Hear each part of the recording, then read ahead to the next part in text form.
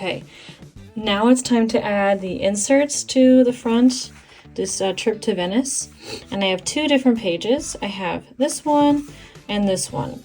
And so I want to make sure when I kind of adhere these to this cover that I have some flexibility down here and in the spine so the pages can move. So instead of using glue, I'm actually going to use blue painter's tape.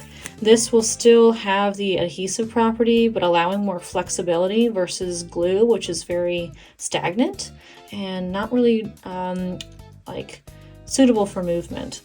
So I'm going to use painter's tape and tape from the outside over here. And I'm going to leave this midsection where the pages connect, at least for now, kind of empty. And I'm going to try and place these near the corners of each outside of the page.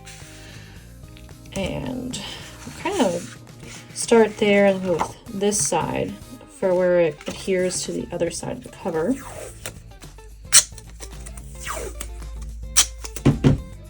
Perfect. Creating these little rolls. Okay, repeat that.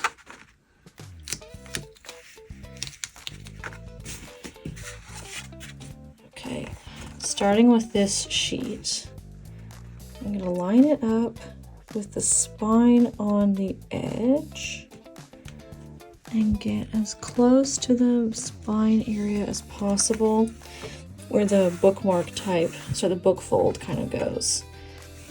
So I'm going to do that and kind of press the tape. I'm going to repeat it with this page. Line that fold up with the fold of the book.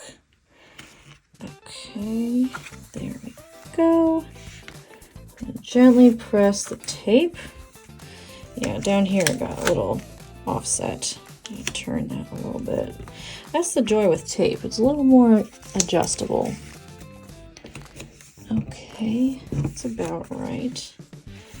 Okay, and that way this can be seen and so can this. But there's a little bit of overlap here in the middle, so these sheets are kind of seen on the outside. We can tape them together, but this allows for more flexibility.